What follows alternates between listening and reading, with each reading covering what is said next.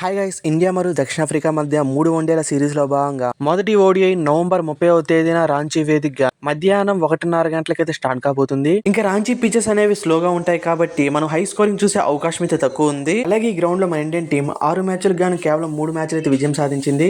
ఇంకా ఈ గ్రౌండ్ ఒక స్టాట్స్ ప్రకారం చేసిన టీమ్స్ అనేది ఎక్కువ సార్లు గెలుచున్నాయి కాబట్టి టాస్ గెలిచిన టీం అనేది ఫీలింగ్ ఎంచుకునే అవకాశం ఎక్కువ ఉంది. ఇక టీమ్స్ విషయానికి వస్తే దక్షిణాఫ్రికన్ టీం టెస్ట్ ఫార్మాట్ లో ఇండియన్ టీం అయితే వైట్ వాష్ చేసి అదే కాన్ఫిడెన్స్ తో ఈ సిరీస్ ను కైవసం చేసుకోవాలనే పట్టుదలతో అయితే బరిలో దిగుతుంది. అదే విధంగా క్వింటన్ డికాక్ రిటైర్మెంట్ నుంచి కంబ్యాక్ ఇవ్వడంతో పాటు మంచి ఫామ్ లో ఉండడం అనేది దక్షిణాఫ్రికన్ టీం కి అడ్వాంటేజ్ గా మారనుంది. ఇంక ఈ మ్యాచ్ కి దక్షిణాఫ్రికా టీం మాక్సిమం ఈ ఒక ప్లేయింగ్ 11 తో బరిలో దిగే అవకాశం ఉంది. వేరాజ్ ఇండియన్ టీం విషయానికి వస్తే రోహిత్ శర్మ మరియు విరాట్ కోహ్లీతో కూడిన బ్యాటింగ్ డిపార్ట్మెంట్ అయితే స్ట్రాంగ్ గా కనిపిస్తుంది.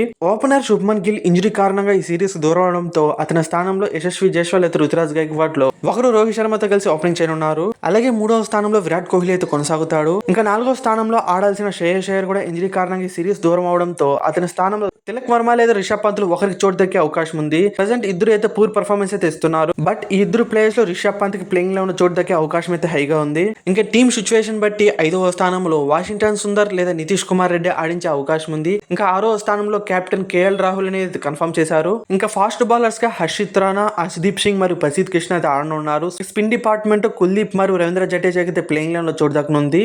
ఒకవేళ 5వ స్థానంలో ప్యూర్ బ్యాటర్ ని ఆడిస్తే కనుక మనకి ఎక్స్ట్రా బౌలింగ్ ఆప్షన్ అయితే ఉండదు. సో దానికోసమే మాక్సిమం ఆల్ రౌండర్ ని 5వ స్థానంలో ఆడించే అవకాశం ఉంది. సో ఇండియన్ టీం ఒక ప్లేయింగ్ 11 చూస్తే ఈ విధంగా ఉండే అవకాశం ఉంది.